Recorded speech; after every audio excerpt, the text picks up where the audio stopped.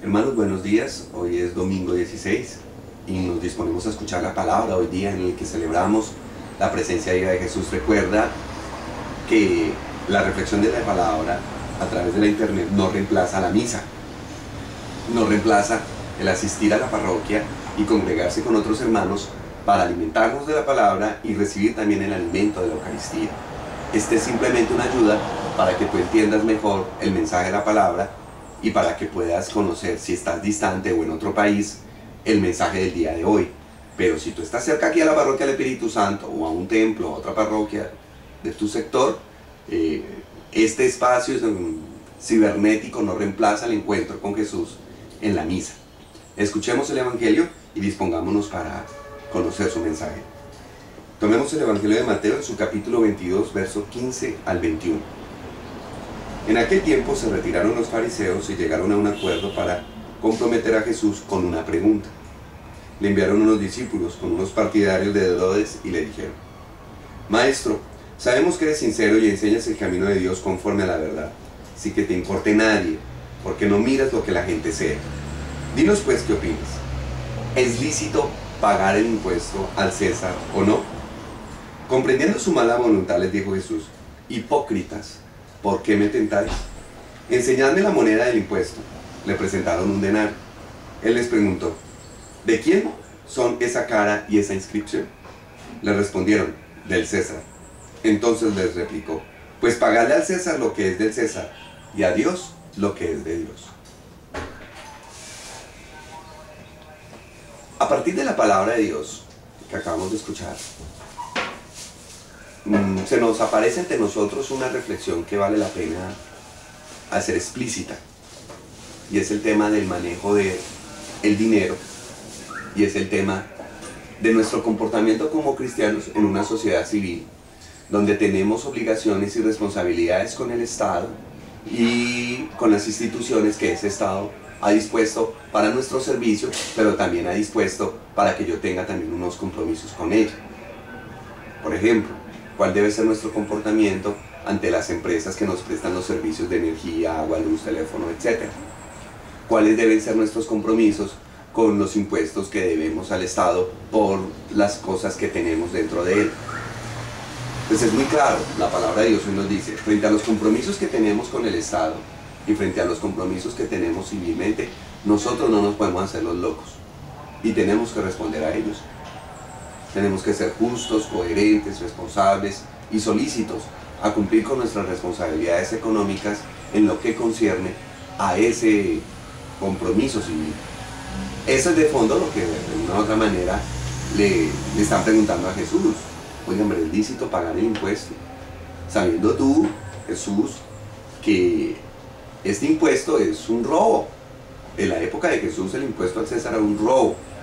Además porque era un impuesto obligatorio, fruto de una potencia, de un imperio dominante que los oprimía a este pueblo.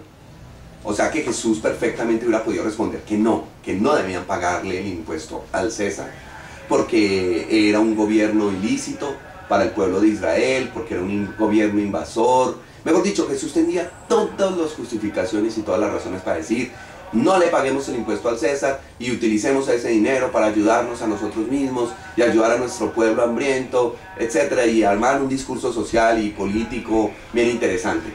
Y hasta le hubieran aplaudido a Jesús esa respuesta. Pero Jesús no es ningún bobo y ningún tonto que se va a dejar engañar por propuestas precisamente políticas. Y ya que estamos tan cerca a las votaciones, que creo que es dentro de 8 días, no, eso es al final de este mes, de octubre, pero que estamos tan cerca a este momento de votaciones, este momento de responsabilidad civil en la elección de nuestros gobernantes, es bueno pensar que no podemos ser tan tontos ni tan bobos en dejarnos engañar y en dejarnos manipular. Entonces una cosa es nuestras responsabilidades civiles, donde nosotros no debemos dejarnos engañar y donde tenemos una responsabilidad y a donde debemos cumplir y donde debemos ser coherentes, pagando, exigiendo y comprometiéndonos sin prestarnos para la manipulación o para los beneficios personales de unos pocos en lo que concierne a lo político o al manejo de los dineros públicos. Pero otra cosa es también nuestras responsabilidades y nuestros compromisos con Dios.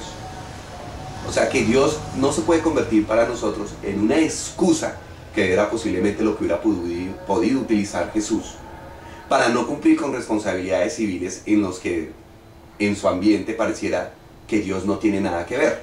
No, aquí sí es muy importante clarificar que los dos ambientes son diferentes, pero ninguno de los dos ambientes se nos puede convertir en excusas para no cumplir responsablemente nuestros compromisos en los dos ambientes, en el ambiente civil, político, económico, normal de nuestro mundo, pero también en el ambiente espiritual, el ambiente de fe, el ambiente de iglesia, el ambiente de Dios.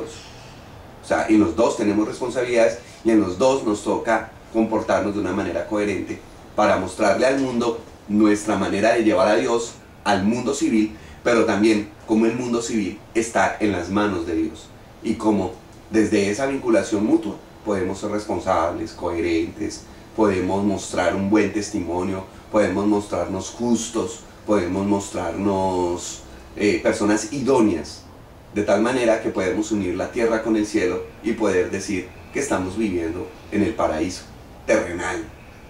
Ese es el deseo, ese es el sueño, esa es la ilusión. Pero bueno, hoy el Señor nos pone en alerta y en esta campaña electoral también nos pone a pensar de que debemos votar a conciencia y que debemos elegir a conciencia lo que verdaderamente va a ser transparente y corresponsable inclusive en lo que concierne a Dios.